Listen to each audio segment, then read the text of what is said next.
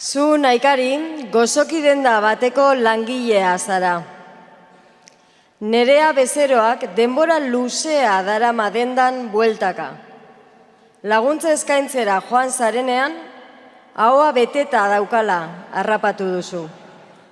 Baina apurka